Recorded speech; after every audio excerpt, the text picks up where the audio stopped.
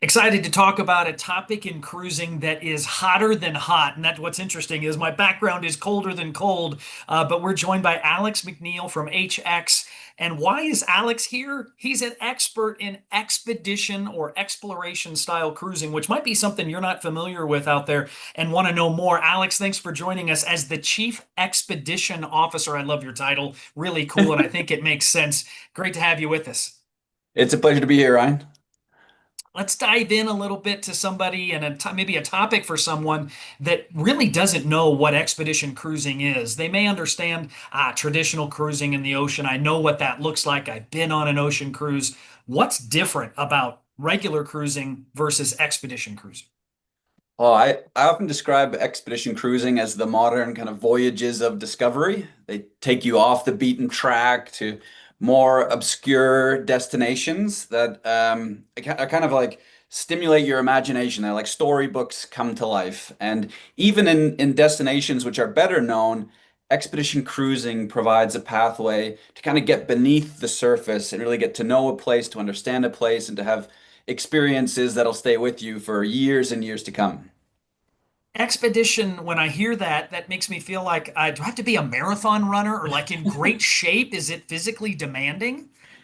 Oh, that's a point that comes up time and time again. And I often have this imagery in my head, and that I'm sure other people share. When you say expedition, you think of like people summiting Everest or, these burly explorers with big beards. And candidly, 20 years ago when I joined this industry, there was still a bit of that legacy. It was a bit rustic, but now, I mean, the segment is just coming of age, where you can have people, everyone has in their hearts that sense of exploration, that childhood wonder to learn, to discover, to have, rarefied experiences. And now you can do that. Anyone can do that in a degree of comfort while still retaining that sense of adventure. As I'm traversing the waters of these really off the beaten path places, my mind goes to an expedition cruise if I don't know what it is. Am I going to be in a little dinghy or am I going to be in this rustic ship? Would you describe the hardware? What type of vessel am I going to be traveling in? And maybe just touch on an obvious one. Is it safe to travel through iceberg waters? Is that a safety issue for me as a traveler? Yeah, that's a great point. So the vessels now, we're in this new generation of ships where historically this industry, when it really came, like made its first breakthrough in the early 90s, the hardware that was being used was repurposed research and scientific vessels, which were very robust, very safe, but the creature comforts weren't there.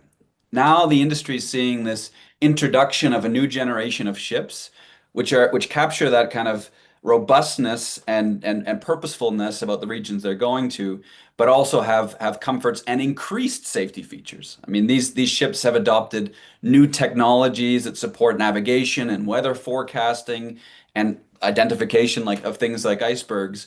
So safety is a paramount consideration when traveling to these destinations, but the industry's come so far and is continuing to evolve. As an expedition expert in cruising, describe the ideal expedition cruiser. Give me that archetype. What does that look like? Oof. I think the main criteria I would say is you have to be curious. You have to have a desire to go beyond the ordinary, to pursue something different, to learn, to grow through your experiences. These are not travel experiences that are kind of conventional, where you're just going to sit around and read a book or sit on a sun chair. It's about getting out there, experiencing the destination, learning, perceiving, responding to everything going on around you. It's very stimulating. And so people who are looking for that kind of journey are the ideal candidates for expedition. It sounds like it caters to young, middle, and old. Like it's not just for one age demographic at all.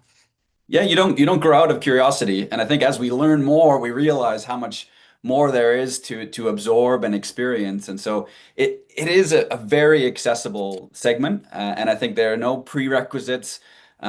People often underestimate their physical ability. I mean, especially with the new generation of ships embodied by our flagships, Amundsen and Nansen, which are super comfortable and really well appointed for expedition activities. People can get out there and have these rarefied experiences without the rigors of yesteryear. How many passengers am I going to be traveling with? And kind of give me the day in the life. And I know it depends on destination in regards to what my day might look like, but let's dive into kind of what that day looks like and who are my cohorts. Yeah, that's a great question. So, our fleet, we have five beautiful vessels that range on the smaller end from 90 passengers in Galapagos on Santa Cruz dos to our flagships Amundsen and Nansen that have a capacity of up to 500 passengers. And so this really spans the range of the expedition industry. And so generally, you'd be traveling with, let's say, on average, a few hundred. We also have Spitsbergen and Fram, which are 150 to 200. So there's lots of options within the fleet to choose from. One of the things that really distinguishes us as a brand is our focus on learning, on science, on environmental and social mindfulness. So sustainability is a big part of our journey. So if you're traveling with HX, you'll be traveling with other people who have shared interests, who focus on those aspects. And we believe in experiential luxury. Our ships are very well appointed, but the destinations are the highlight for people traveling with us. You asked about a day in the life. Yeah. So our days are filled with choice and activity. So it's an all-inclusive product. So on most excursion days, you'd get off the ship once, twice, maybe even three times, depending on what excursions you choose. And you'd be getting out there into the environment, pursuing a kind of activity that aligns with your interests and enjoying that. If I were a cruiser that maybe I've done, the Caribbean, I've done a 7 night inside passage on Alaska, maybe I've done a couple Mediterranean style cruises, and I'm really looking for something more, something super unique. Give me maybe the top three destinations that you would recommend for my first expedition cruise. Oh my goodness. Well, I'll share my screen here. The first one, which just has captured a piece of my heart, is Greenland. The largest island in the world, a topic that has, come to the forefront recently, and Greenland has been like one of the best kept secrets in travel. It is just this astounding place of natural beauty where you get these absolutely majestic natural sculptures, whether it's the ice, whether it's these mountainous landscapes just jutting right out of the sea. But what really rounds out Greenland as a destination is the cultural aspect, the people. There is an indigenous culture there that has thrived in this majestic environment for thousands of years. And the intimacy you can have, the personal interactions you can have when visiting smaller communities, their engagement with travel is really meaningful because they're on the cusp of pursuing their own journey, of taking advantage of new opportunities, and sustainable travel is a big part of that enthusiasm for them. I love Greenland. I love the word that you use there, Alex, intimacy. And that's something I think that is unique in the expedition space versus some of those larger ocean cruises that you're on. You're with 3,000 people, maybe 3,000 of your closest friends. That's my joke, obviously. But the intimacy of a ship size that is less than 500, and in some cases, depending on where you're at, less than 100 in the Galapagos. Give me another destination that you would recommend, and maybe take me to Antarctica if you don't mind, because that is always a destination for the passport collector or the continent collector. But Alex, it's so much more than just saying I've been to Antarctica. Yeah, you could say you've been to the ends of the earth, and for me, I've been to Antarctica over 100 times over the years, and every time it's different. It's literally like going to another planet. The ice is always moving. There's this interplay with the light and the wildlife, and it's just like stepping into another realm. So, Antarctica, to me, the best way to describe it is it redefines your sense of scale of what's possible.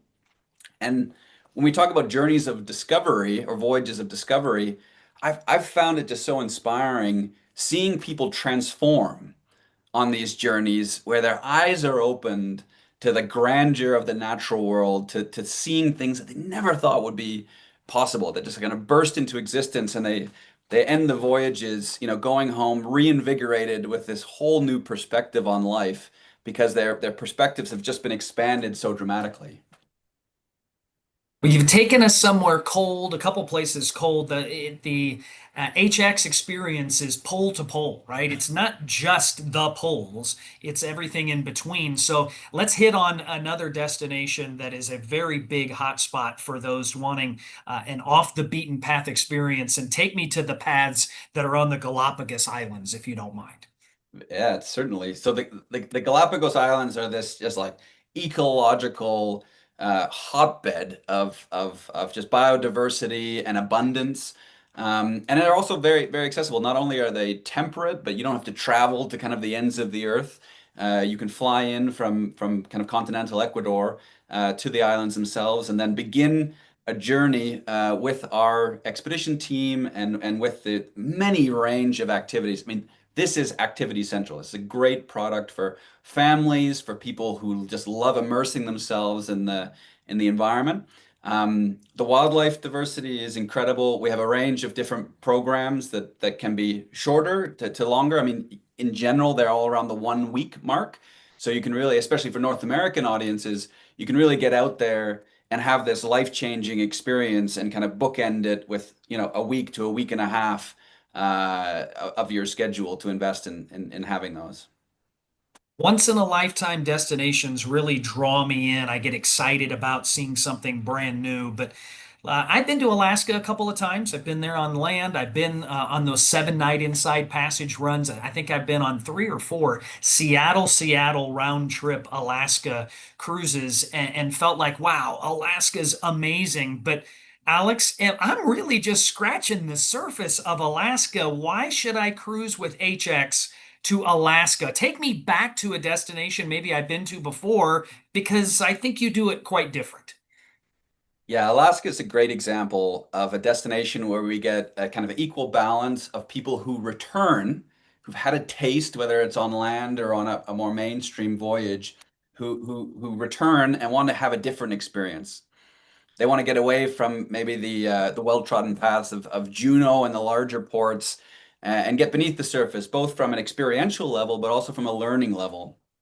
And so we offer this pathway through our smaller ship routes to go into the wilderness, do zodiac and water enabled activities, whether it's kayaking or going hiking ashore, but also having our robust science program, because Alaska is just such an abundant ecosystem that it's not only about seeing whales from your stateroom balcony, but also getting out in small boats, getting integrated with our scientific team who might be world leading whale researchers, and seeing things under microscopes and hearing hydrophone recordings of the amazing songs that these animals use to communicate with each other. And so it gives you a whole new level of perspective on a destination that some people have experienced and many people have heard about before. Alex McNeil, you have one of the neatest and most creative titles that I've ever seen, right? CEO, Chief Expedition Officer, right? So it really does dive into the expedition style of cruising. But take me beyond that and really let's dive into HX in particular. What makes HX unique in this space? Because there's other operators that do what you do. Why are you so unique at HX?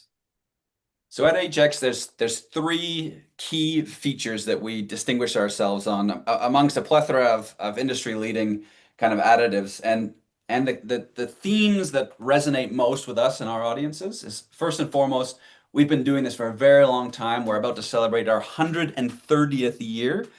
And that passion, that sense of heritage resonates throughout the experience, whether it's on board, the way we approach our destination relationships, just kind of reinvigorates that explorer's mindset that was shared by the Scandinavian explorers who came of age the same time as us over a century ago.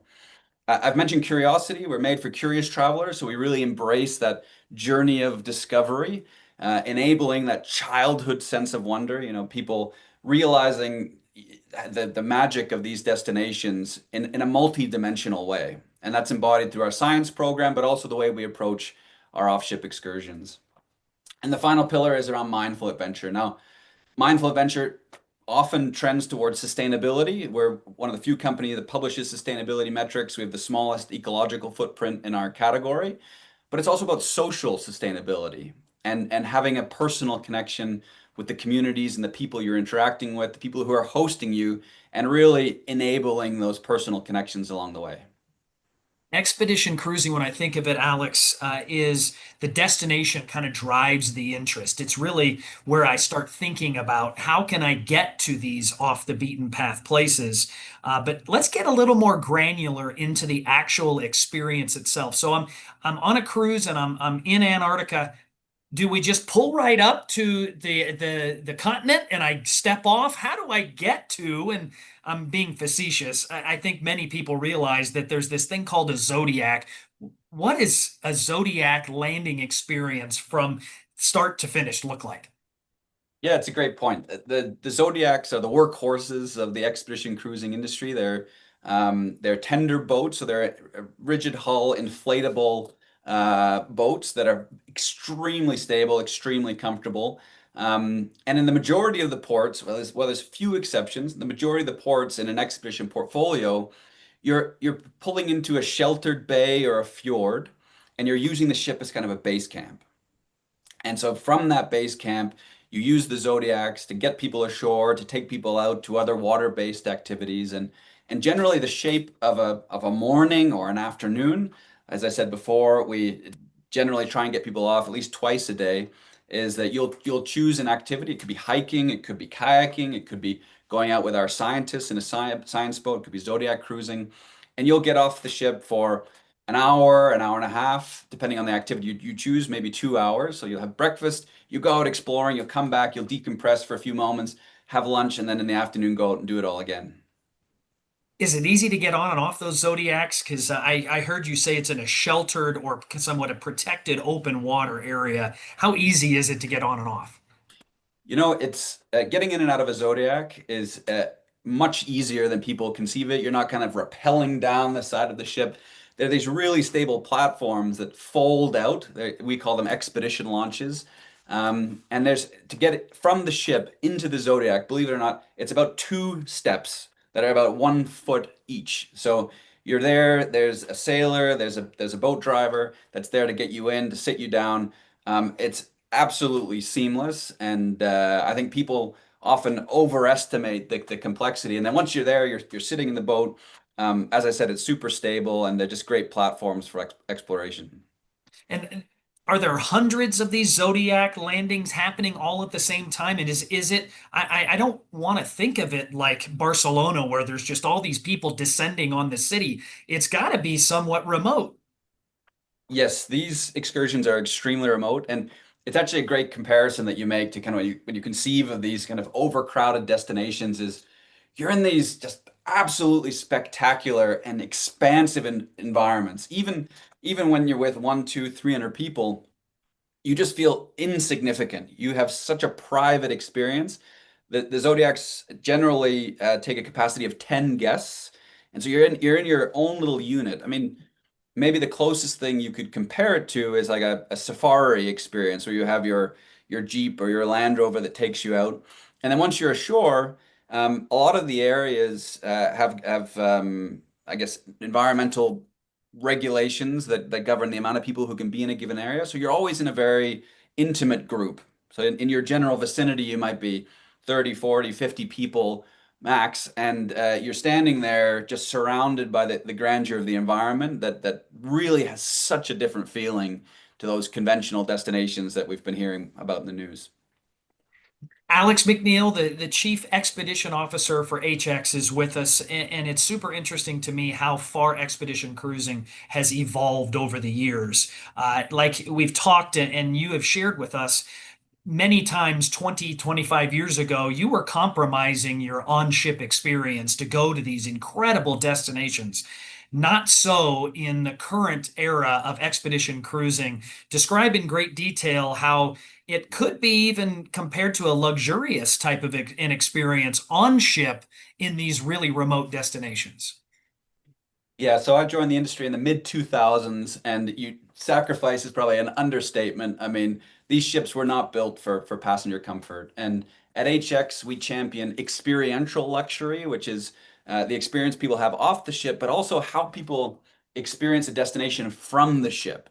And I've got this great image on Amundsen and Nansen of our guests dining in one of our many dining areas with floor to ceiling windows, toasting to the day after many adventures they've had off the ship, and just looking out like and continuing that experience, which translates through. We've got these incredible wellness facilities, so you can be sitting in a sauna, just kind of basking while watching whales in the distance. And yeah, 20 years ago, many of the ships had kind of tiny portholes. There were ships that had interior cabins. The dining areas were kind of in the bowels of the ship because these were converted kind of research facilities. And now it's this the industry is really coming of age, and the evolution is spectacular to watch because the destinations speak for themselves, and now we have these incredible platforms to help bring them to life. Walk me through my luggage. I mean, I'm worried about, do I need to pack snowshoes and big puffy jackets? Walk me through on what my luggage is going to look like. Yeah, so rest assured, you don't need to carry an old trunk with you and haul numerous bags. People actually travel remarkably light. So for us, all of the expedition equipment is included. We do have snowshoes, of course. We do have kayaking equipment for people who want to do that, or camping equipment. You don't need to bring your own. We provide neoprene boots, really comfortable neoprene boots, which enable a lot of our hiking opportunities and getting ashore. And we also provide waterproof jackets, which are lightweight, they're breathable, but they're also robust enough to protect from any sleet or rain on some of those rare inclement weather days. So yes, you do need to depending on the destination you're going to, because every destination is different. That one of the key things that I would advise people not to overlook is a pair of binoculars. That's the fantastic ways to amplify the experience you're having, to get a little bit closer to the thing you see in the distance, or to have a more intimate experience with a creature that might be nearby. But overall, yeah, I think people overestimate the amount of resources they need to bring with them. This is an all-inclusive experience that's really well set up for success. Alex McNeil with HX describing to me the ideal traveler. Is it suited for solo travelers, groups, maybe multi-gen families? It seems like expedition cruising kind of draws in a little bit of everything. I've had the privilege of hosting people from a range of backgrounds, from a range of categories. I've had, people in their 90s, and I've had multi-generational families who are bringing, 6 or 7 year olds and just really inspiring the younger generations to the wonders of the natural world. I think that the main criteria are for people to have a spirit of discovery. They want to explore something. They want to do something unconventional. And they should have a kind of a sense of learning, and wanting to experience something that's unusual, and to open their eyes to something new. Outstanding description of expedition cruising of HX. Thank you for presenting what HX looks like. Alex McNeil, Chief Expedition Officer. Thanks for joining us today with Bon Voyage Travel. Pleasure to be here with you, and yeah, hope to continue this journey together.